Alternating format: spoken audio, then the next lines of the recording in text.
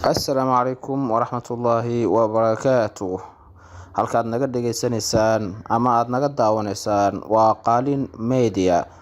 Waxaan jeclahay in aan la wadaago bulshada Soomaaliyeed ama bulshada Muslimka ah meel walba ee caalamka ka joogto bisha barakeysan ee Ramadaan. Munaasabadeeda waxaan leeyahay kulla caam wa antum bikhayr, shahr Ramadaan mubaarak. Walaalayaal, haddii aan ogaanay in ay beritoole bisha Ramadaan ay koow tahay, sidoo kale bisha miilaadigana ay ku beegan tahay Abriil 2, maxaa inala gudboon ee aan ku waajahnaa soonkan Ramadaan? Soonka Ramadaanku waa tiir, haddii sharaxaad aan ka bixino, ka mid ah tiirarka Islaamka. Ilaahay waxa uu u qadaray dadka muslimiinta ahi dhowr maalmood inay soonaadaan, kuwaas oo uu qofka muslimka ahi ka fogaado wax kasta oo afuriya soonkiisa laga bilaabo waaberiga ilaa qorax dhaca, isagoo niyadda ku haya inuu caabudo Allah subxaanahu wa tacaala. Waa cibaado ka mid ah cibaadooyinka ugu waaweyn ee loogu dhowaado Allah subxaanahu wa tacaala. Qofka muslimka ahina waxa uu Allah subxaanahu wa tacaala ku abaalmarinayaa ajir aan xad lahayn, sidoo kale dembigana looga dhaafo, naartana lagaga xoreeyo.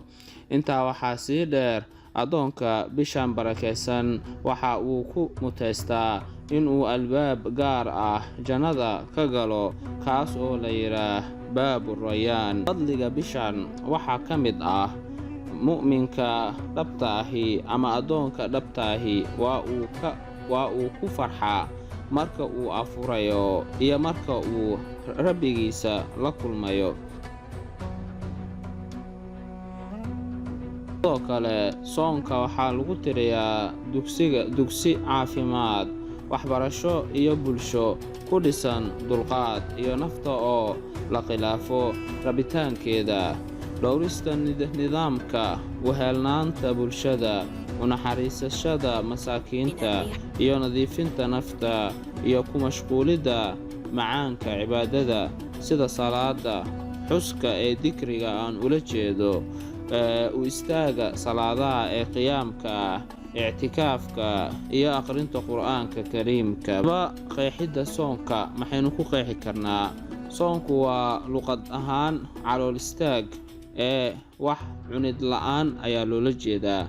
Sharcigana waxa weeyaan in laga fogaado damaca caloosha iyo farjiga maalinta oo dhan, iyadoo la damacsan yahay in loo dhowaado Allah subxaanahu wa tacaala laga bilaabo waaberiga runta ah ilaa qorax dhaca. Goorma ayaa soonka Ramadaan la waajibiyey?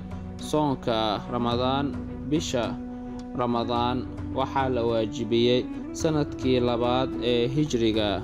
Rasuulkana sallallahu calayhi wasallam waxa uu soomay 9 Ramadaan, sababtoo ah waxaa la waajibiyey Shacbaan sanadkii 2 ee hijriga. Nebiga wuxuu dhintay bishii Rabiicul Awwal sanadkii 11 ee hijriga. Waxaa lagu gartaa bilowga bisha Ramadaan ama caddeeya inay bishu Ramadaan bilow tahay ama ee bilatay. Bilowga bisha Ramadaan waxaa caddeeya 2 arrimood midkood.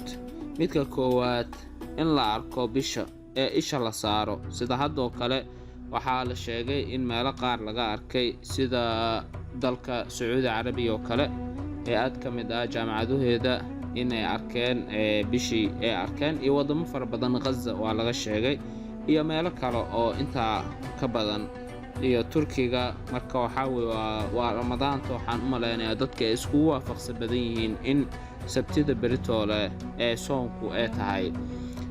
Labaad, waxaa lagu gartaa bilashada bisha Ramadaan dhammaystirka tirada Shacbaan 30 maalmood. Haddii lacala ee bisha la arki waayo oo guma ama daruuro ama ceeryaamo ay qariyaan, 30ka Shacbaan ayaa la dhammaystaa waqtiga soonka. Waqtiga soonku wuxuu bilaabmaa waaberiga wuxuuna dhammaadaa qorax dhaca.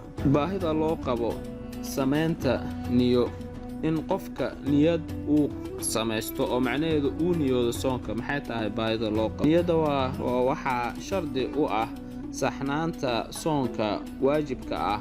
qofka waa in uu go'aansadaa in uu qalbigiisa u soomo meel kasta oo habeenka ka mid ah.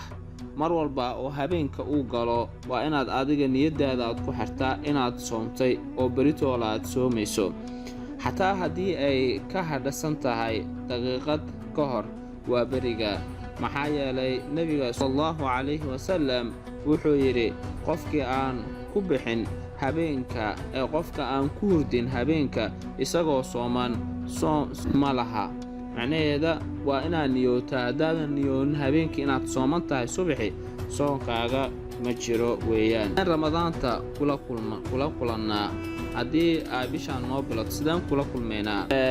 hindisaha toobada dhabta ah waa inaan toobad dhab aan diyaarsanaa. toobada badan, xusidda iyo qur'aan akhriska waa shayga koowaad aan kula kulmayna bishaan ramadaan. waa inaan ka faa'iidaysanaa. baro waxa lagama maarmaanka ah oo aad ka barato fiqiga soonka. waa in sidoo kale aan ku dadaalnaa wixii soonka naga caawinaya oo fiqhi ah inaan barano. macnaheeda axkaamta soonka waxa naga burinayay, waxa noo ansixinaya inaan barano. taana waxaan isku dayayaa inaan asagana aan video ka sameeyo walaalayaal, saad ula socotaan bishaan barakaysan. in la xasuusto sida xawliga ah ee ramadaan u dhammaatay, qalbi jabka xad-dhaafka ah iyo farxadda sharafta leh. mar walba xasuusnaaw bisha ramadaan si degdeg bay ku dhammaataa. haddaba ka faa'iidayso, ha isdhigan. tan shanaad, in loo mahadnaqo alla awoodda leh ee uu nimcadiisa ugu deeqay rumaynta bishan weyn. macnaheedu waxa weeyaan waa in allah subxaanahu wa tacaala nimcadiisa la gartaa ee bishaan barakaysan inoogu deeqay. haddaba waxaan idin leeyahay soon mubaarak. waxaan idin leeyahay soonka allaha naga aqbalo. ilaahay subxaanahu wa tacaala ha inoo dhibeereeyo bishaan barakaysan ee ramadaan.